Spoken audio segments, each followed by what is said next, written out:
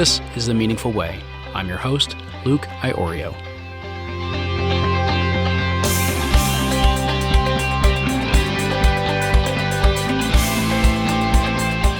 Hey everyone, welcome back to another great show. And today we talk about a topic that just everybody loves to get into, fear. That's right, today we're going to talk about fear, that stopping force for so many, that fear that keeps us stuck where we are. And maybe, I don't know, maybe we should listen to the motivational gurus out there. Maybe we should find a way of ignoring it, find a way of just pushing through it, as they say. Or maybe we should take a very different approach. Something that unlocks us in a completely different way. So today we're going to get into this conversation around fear, the art of fear, and we're going to do what our expert says. We're going to take fear out of the basement with care and consideration so that we can access so much more of our whole mind and our whole self. Today we're joined by Kristen Ulmer. Kristen is a thought leader, a fear specialist, and a former professional extreme athlete who radically challenges existing norms about fear. She was named the best woman extreme skier in the world for 12 years and voted the North American most extreme woman athlete in all disciplines.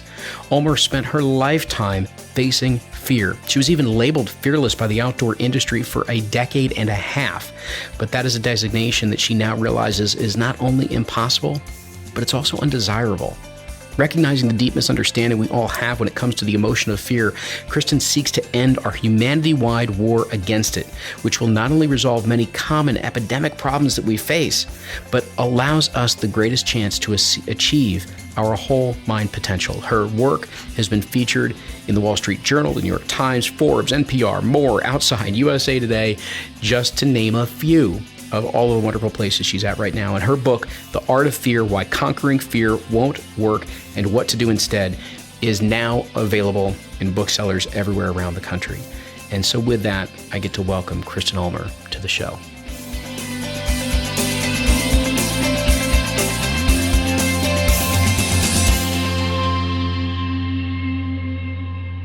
So Kristen, thanks so much for being here on The Meaningful Way. Nice to be here, Luke. Nice to meet you. You got it. You know, one of the things that just stood out to me so much was the very beginning of this journey for you.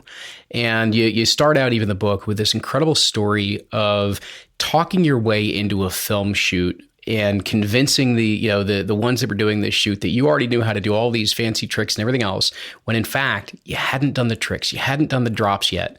And you're in this moment, you're moving into these tricks you've never done before, you're surrounded by professional skiers, and you realize, at least reflecting back on it, that you didn't even feel the fear at that moment.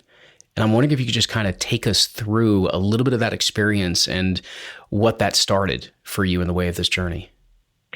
Yes, you're taking me all the way back to the beginning of my ski career and the first opportunity I had to film a ski movie. And there were cameras there, and there were famous skiers there, and there were cliffs. I'd never jumped a cliff before. I'd never thrown a back scratcher, which is the trick of the era back then. It was in the early 90s. And, I jumped off 3 cliffs that day, and I stuck the landing, skied away clean on all of them. And nobody had ever seen a woman do anything like that anywhere in the world. And so within a day, everybody in Squaw Valley knew my name. Within a week, everyone in the ski industry knew my name. And within a month, I was called the best woman big mountain extreme skier in the world. And magazines from all over the world were calling me. And I start the book with that story because I didn't feel any fear that day. Like, it never even occurred to me to be afraid. And it's taken me a long time, of course. Now we're many, many years later, and I was a professional athlete. I was the best in the world at my sport for 12 years, which was extreme skiing.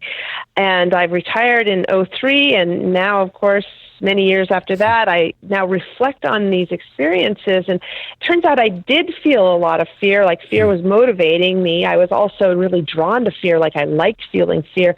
Like, fear was definitely part of that day. I just couldn't see it back then. Sure. And so this begins this career, and you get further and further into the extreme side of this sport. And I think it sounds like a lot of different sports that you were involved in as well, but this most clearly. And at some point in your career, you get voted as one of the top skiers in the world who's likely to die. What goes through your mind when you see some publicity like that? Oh, I was so proud. My mom was mortified, but, that was kind of I don't know, a selling point. Like, how sexy is that? Like, I'm so on the edge of danger and destruction. Like, and I felt like I was being recognized for something special. And, make no mistake, I don't think people really get that with extreme sports. Like, it's not really an extreme sport unless you're risking your life. And a lot of people die. I witnessed a lot of people die. I saw a lot of people get very badly injured. I had multiple near-death experiences, dozens. These sports are really dangerous. And that was part of the allure. Yeah. Like, the closer to the edge of my own death, the more alive I felt. So talk to me, because I've heard you use the phrase, the relationship with fear. And tell me a little bit about what was that relationship with fear at that part of your career? When I was younger, my relationship with fear was absolutely covert. I had no idea that this was happening. But I was doing what everybody else on the planet is taught to do, which is conquering, overcoming, forgetting about fear, letting it go, not giving it any attention. A lot of people try to rationalize it away. I was just exceptionally good at it, though. I was recognized for it. I was famous for it. I got paid for it. And it worked. It worked. It helped me be the skier I wanted to be. But you can get away with that for only about 10 years, especially to the level that I was doing it. And then things start to go south.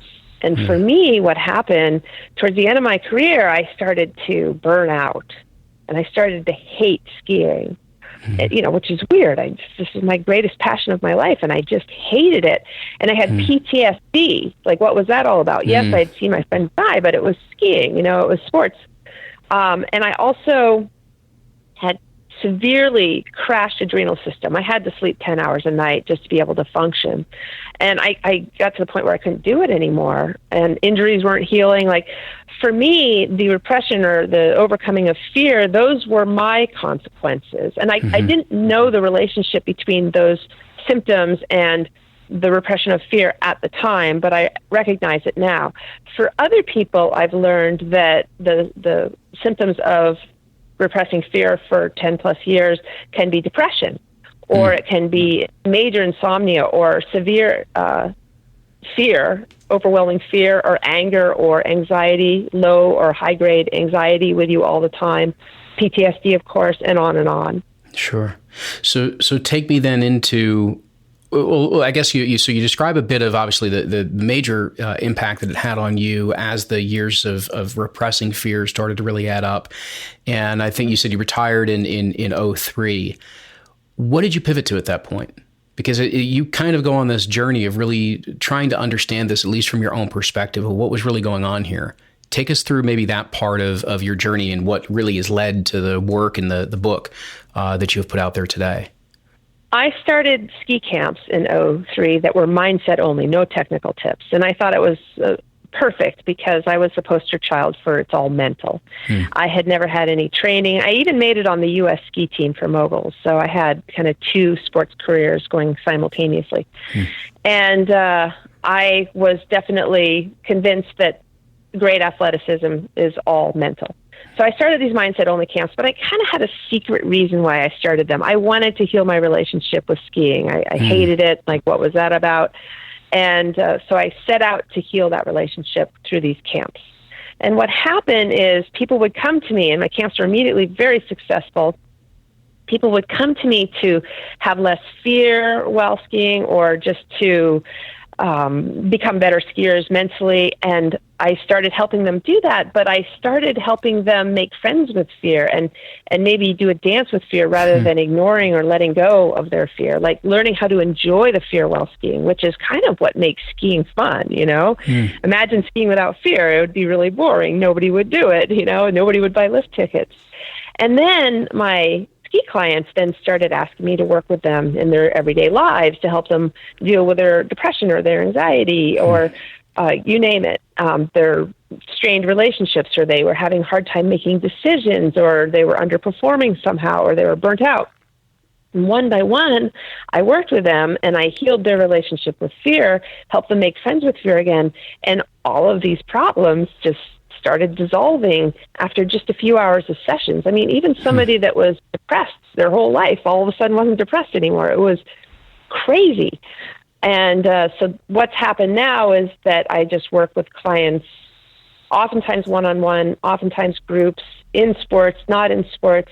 And I, about 4 years ago, finally just gave up, declared myself a fear specialist, and then I got a book contract with HarperCollins, and yada, yada, here we are. And here we are. So take me through then. How is it that we become friends with fear? How do you do that? The first step is you have to see what your pattern is around fear. Like what, there's 7.5 billion different people on the planet, 7.5 different relationships with fear. What is your relationship with fear? And oftentimes to see it is to stop it. Like, oh my gosh, I've been avoiding fear my whole life and it has just consumed my life. It's like I've now given fear magical powers because my whole life has been about avoiding it. I'm not achieving my life's purpose because I'm spending all my energy trying to avoid fear. Like, just see your pattern. And like I said, it's different for everyone. The second step is take those aha moments and just notice if you've been denying fear its rightful place in your life. And then ask yourself, like, how can I repair this relationship? It's like, let's say fear is like a child of yours or a roommate or your husband or something. Like, have I been abusing this child, this husband, and keep in mind, if you're abusing fear, you're actually abusing yourself. Like, how can I repair this relationship, thus repair the relationship that I have with myself at my core? And one way that you can do that is to repair your language around it.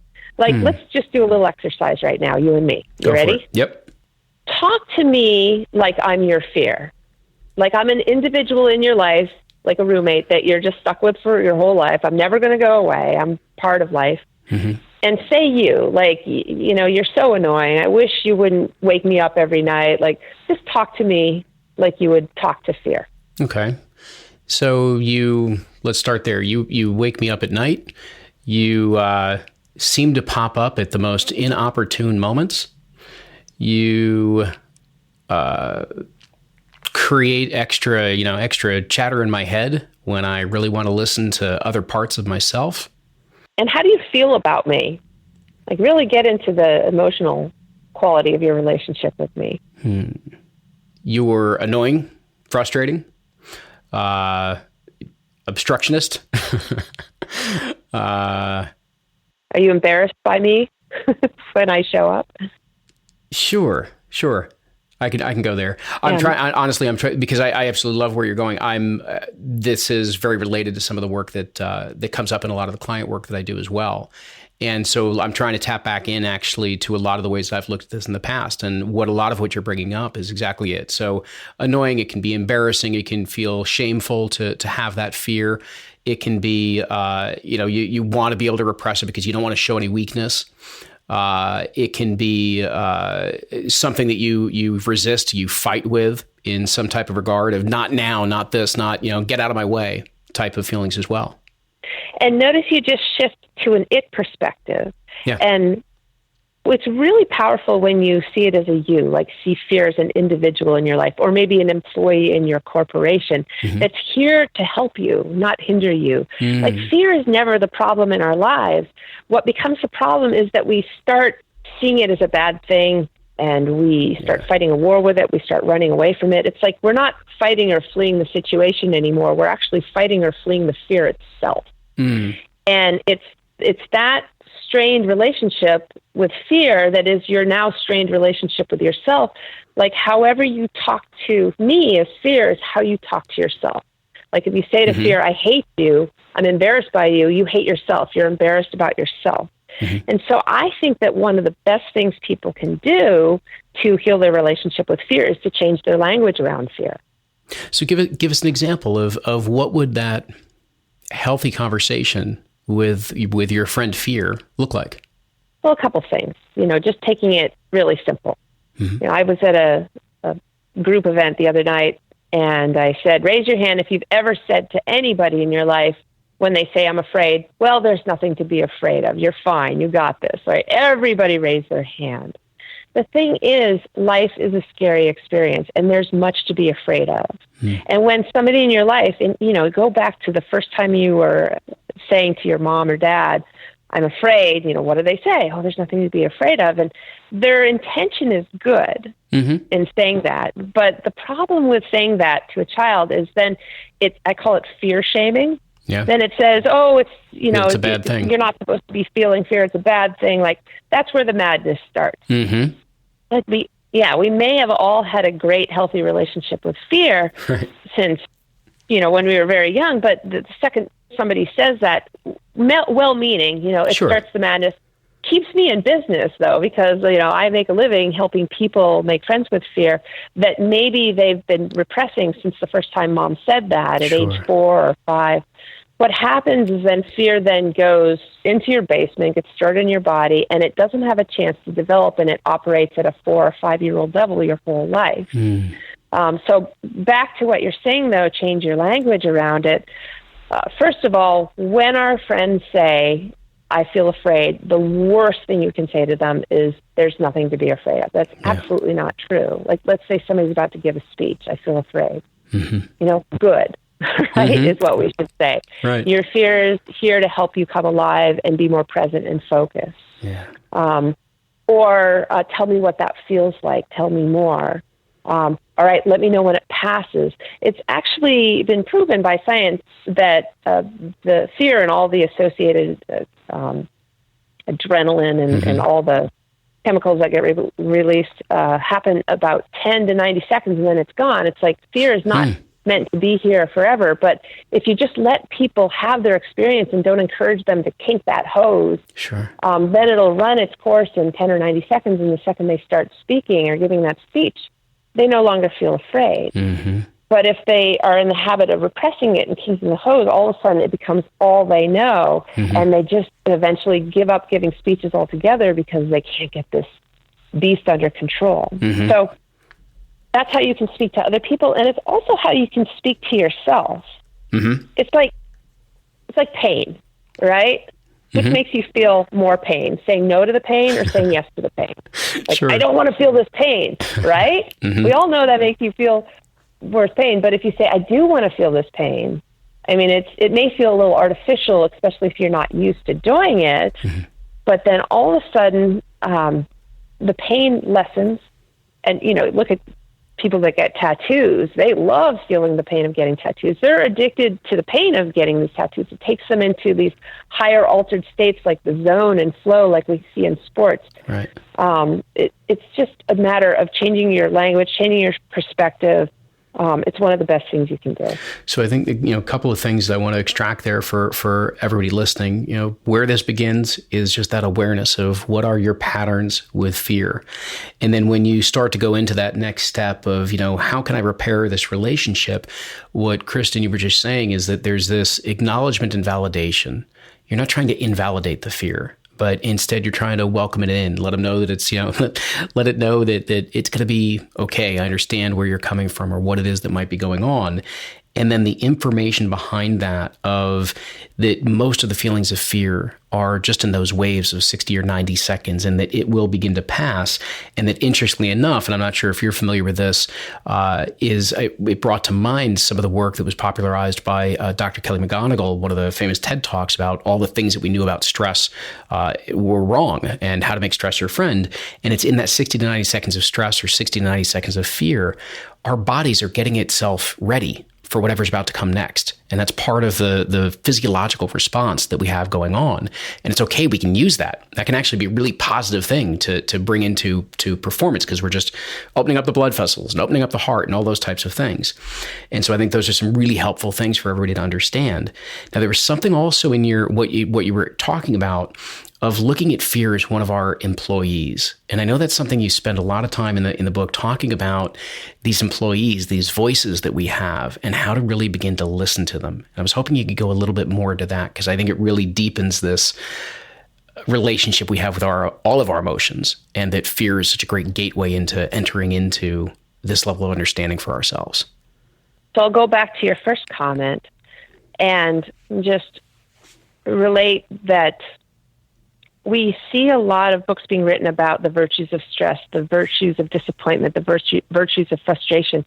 This is that book on the virtues of fear. And not only does fighting fear just cause so many rampant problems in our society, all that I've outlined, but then most people teach new ways to push fear in the basement or medicate fear away or distract yourself from fear, or my favorite, rationalize fear away. Like emotional intelligence right now is touted as your ability to understand your emotions and to control them. Like, that's not emotional intelligence. No.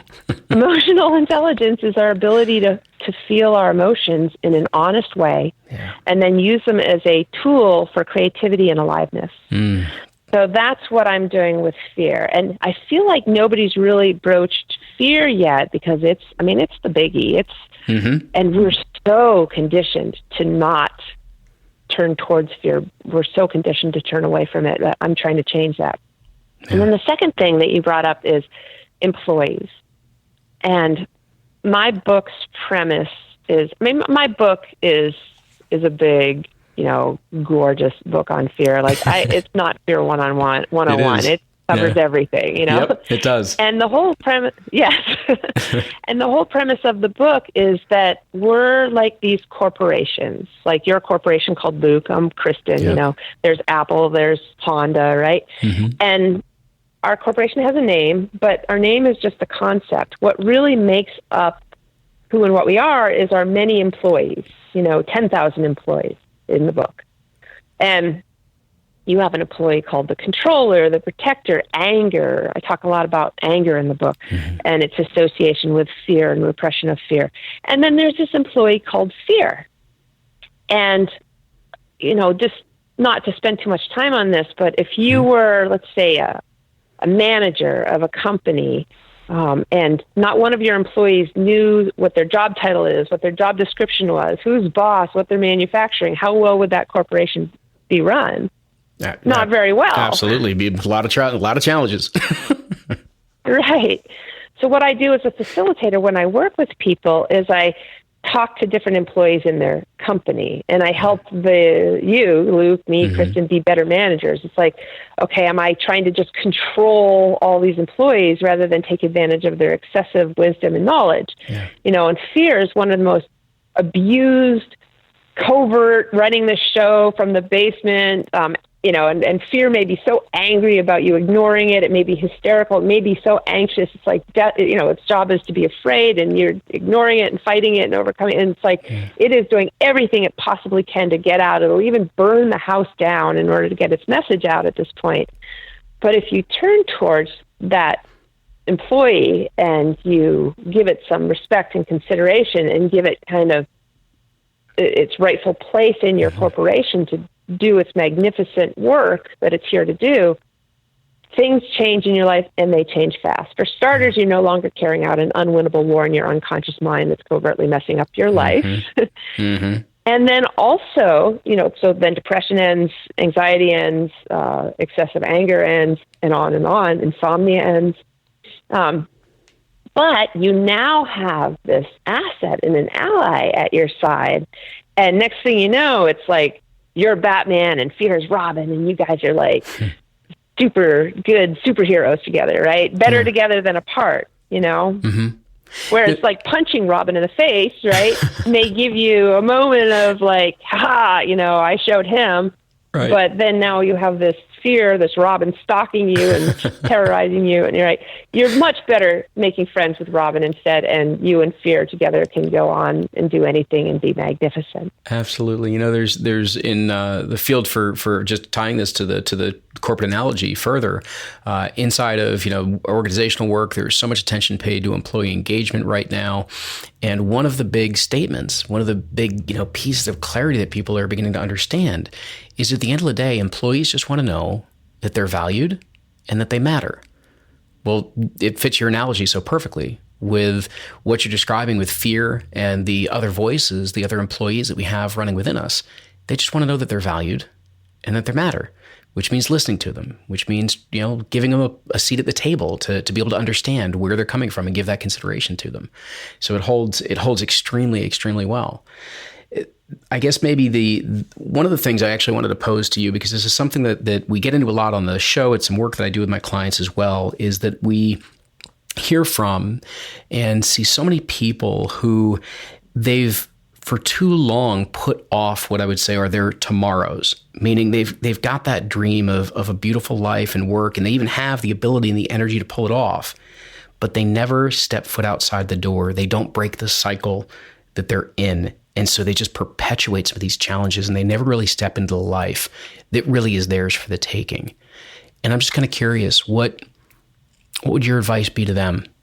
What would you offer to them that may help them begin to embrace this conversation that we're having today so they can continue to move closer and closer and closer to the life that's waiting for them? That's a great question. The Art of Fear is the ultimate book on shadow. And we think that if we turn away from our shadow, if we turn away from the unpleasant side of life, then somehow our lives will get better. But what you inadvertently do is just becoming a prisoner, inside of that effort. And you never get to achieve your life's purpose. You never get to live your most magnificent life. Your whole life will become about avoiding that thing. That if you turn towards it, you find out it's not so bad. It's really not. Like, fear's not so bad. I actually really loved fear. And, I also repressed it to an extreme. I also hated it. But, by healing that relationship, it's like all of my problems have gone away.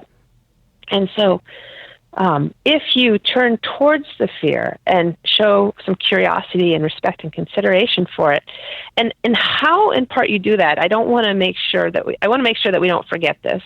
Thinking about fear and talking about fear, like with a therapist, for example, that's not going to heal your relationship with fear. I want to make sure this gets in here and it's really crystal clear.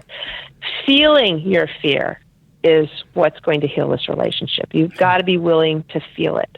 Yeah. And when feeling fear is a sensation of discomfort in your body. If you're willing to turn towards it and feel it, for starters, you don't have to work so hard to let go. I mean, it's so much effort to fight or let go of fear or rationalize it away or overcome it or all of that. Fear, first of all, lets go of you.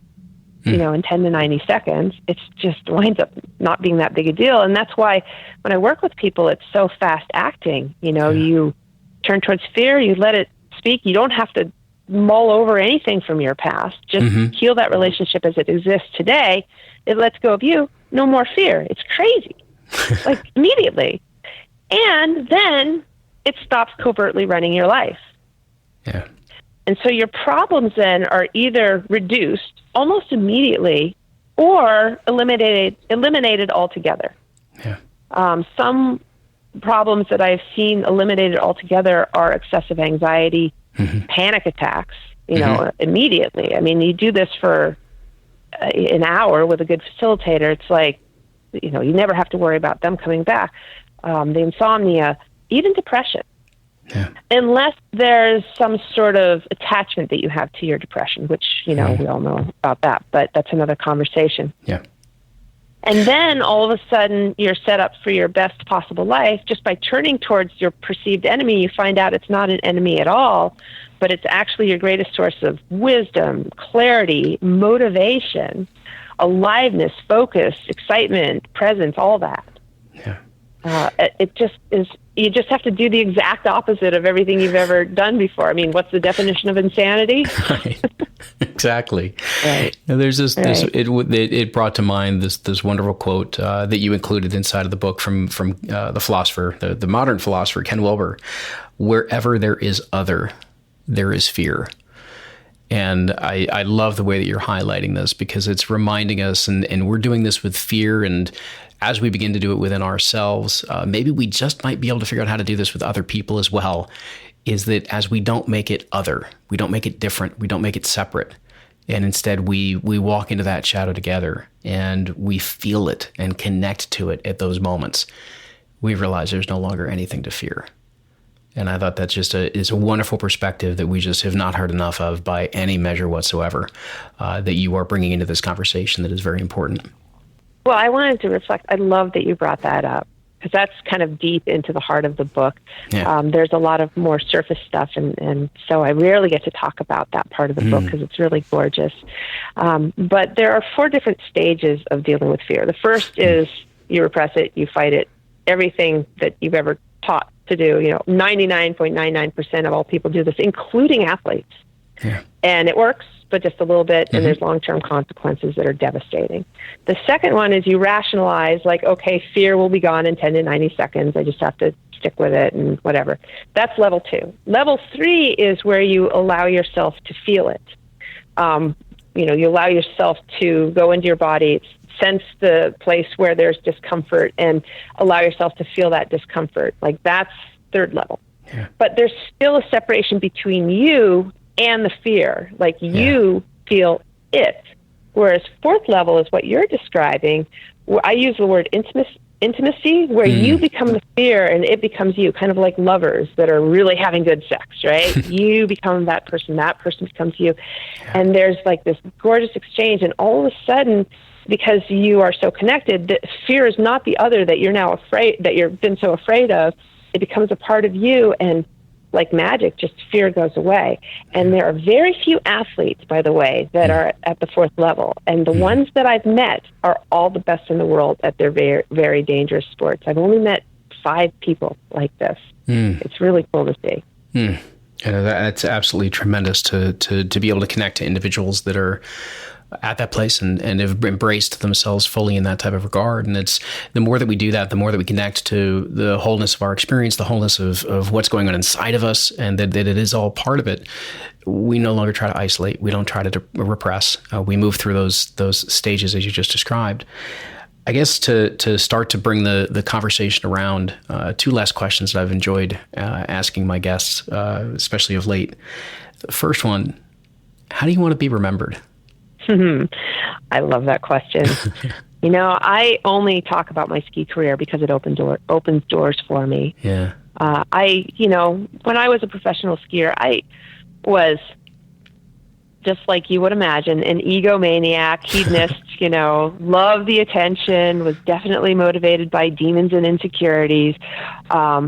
And it was a magical time for me, and I wouldn't change a thing. Radical self-expression. I mean, you can't even imagine what it's like to ski something so dangerous where if you make a mistake, you die. I mean, just the states that it took me into were amazing. But I do not want to be remembered for that, even though I was the best in the world at that for 12 years. What I want to be remembered for is this work that it's like I feel like that ski career was just me kind of coming into my own realizations about fear and ultimately helping people with their fear and anxiety related problems. Like, I want to be remembered for this absolutely game-changing, very out-of-the-box opportunity that I've offered people to be more clear and friendlier with their own fear. That's what I want to be remembered for. Which then leads us to our last question. At this point in your life and your career, what makes life and work meaningful to you? Well, certainly not hedonism and the gratification of my massive ego.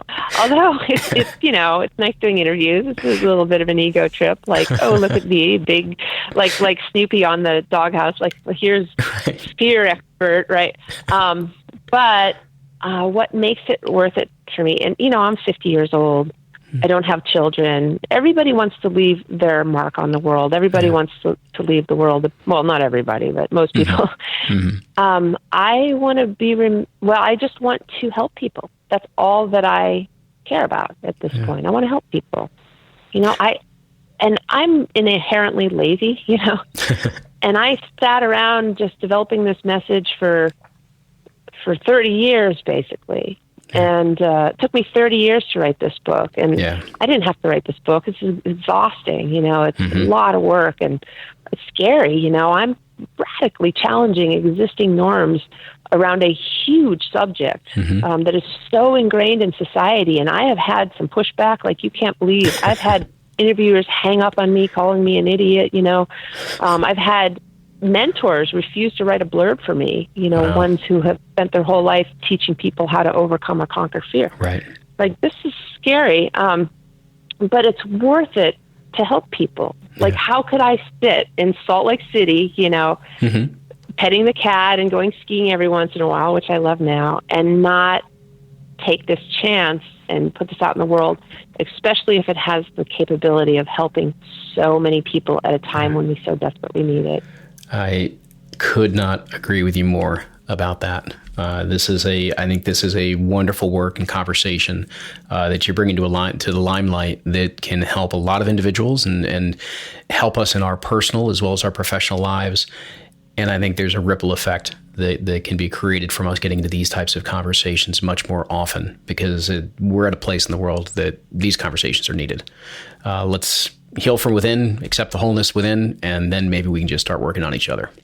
Try something new. Just try something new about fear. Just that if you get nothing out of this conversation, at least do that. Absolutely. Kristen, I want to thank you so much for the work you're doing in the world and for being here on The Meaningful Way. Thank you so much, Luke. I love the way your mind works. Thank you. For everybody listening, a couple of things. Number one is definitely check out Kristen's book, The Art of Fear. Again, it's Kristen Ulmer, The Art of Fear. And I'm going to leave you with one of the absolutely wonderful Zen sayings that she includes in the book, because it wraps up this conversation so well. Kiss a dragon, it becomes a maiden. Kiss a tiger, it becomes the Buddha. Kiss a demon, it becomes love. And so as always, until our next time together, continue to enjoy the journey.